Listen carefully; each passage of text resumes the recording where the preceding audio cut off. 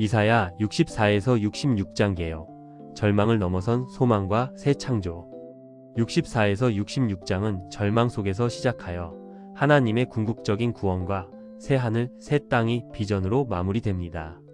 그리고 의인과 악인의 종말론적 운명에 대한 거대한 서사를 완성합니다.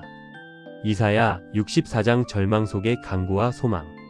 64장은 이사야가 포로로 무너진 예루살렘과 성전을 바라보며 여호와께서 과거에 하늘을 갈라놓으시고 시내산을 흔드셨던 것처럼 분명한 권능으로 다시 강림하시기를 간절히 간구합니다. 그리고 이스라엘의 끊임없는 악행으로 하나님을 노엽게 했음을 인정합니다. 심지어 그들의 의로운 행위조차 더러운 누더기 같다고 고백하는 것은 그들의 죄가 모든 것을 더럽혔다는 것을 보여줍니다. 죄책감 때문에 아무도 하나님께 부르짖지 못하고 오히려 우리를 죄악의 권세에 넘겨주셨습니다. 고 한탄하며 영적으로 비참한 상태에 놓여 있음을 호소합니다.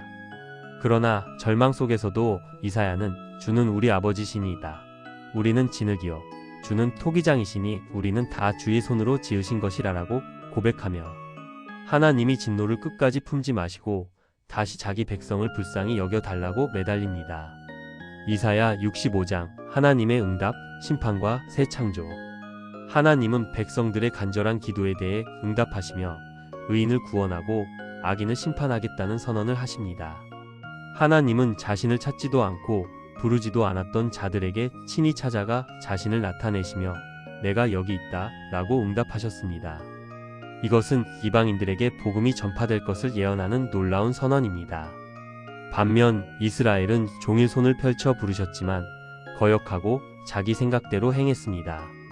그들은 벽돌 위에서 분향하며 무덤 사이에 앉아 우상을 섬겼습니다. 하지만 하나님은 완전한 멸망을 허락하지 않으십니다. 포도송이에 즙이 있으면 그것을 버리지 않듯 하나님은 당신의 종들을 위해 남은 자를 보존하십니다. 야곱에서 후손이 나오고 유다에서 메시아를 이를 자가 나올 것입니다.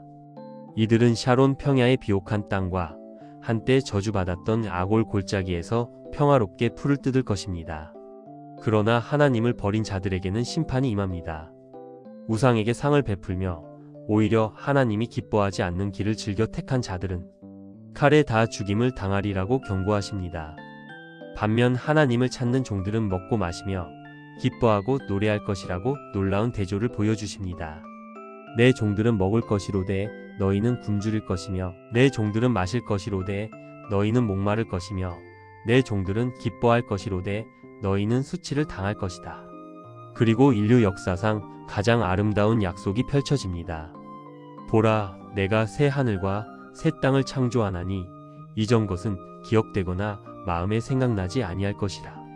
예루살렘은 즐거움이 되고 그 백성은 기쁨이 될 것입니다. 거기서는 울음소리와 부르짖는 소리가 다시 들리지 않을 것입니다. 젊은이가 일찍 죽지 않고 100세에 죽는 자가 아이로 여겨질 것입니다. 집을 짓고 거기 거하며 포도나무를 심고 그 열매를 먹을 것입니다. 그들이 부르기 전에 하나님이 응답하고 말하기 전에 이미 들으시는 친밀한 관계가 회복되며 이리와 어린 양이 함께 먹고 사자가 소처럼 짚을 먹고 뱀은 흙을 양식으로 삼게 되는 전적인 평화의 세계가 펼쳐집니다. 이 새로운 창조 세계에서는 슬픔과 환난이 사라지고 영원한 기쁨과 평화가 가득할 것이라고 선포하십니다. 이사야 66장 영원한 예배와 최후의 운명. 하나님은 말씀하십니다. 내 손이 이 모든 것을 지었으므로 그것들이 생겼느니라.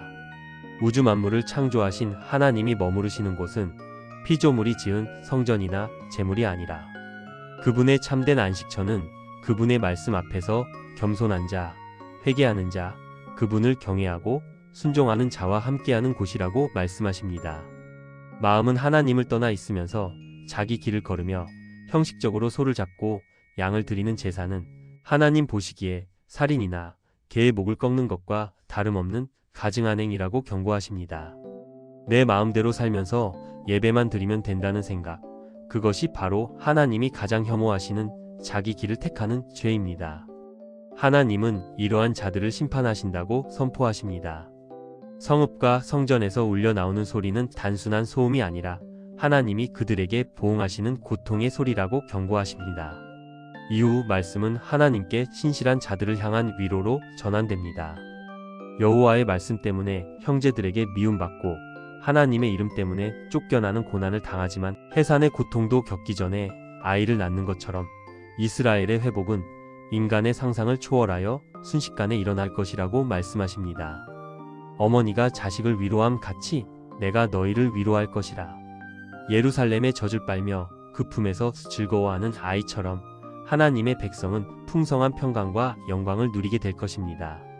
이사야 66장의 놀라운 점은 구원이 이스라엘에게만 머물지 않는다는 것입니다.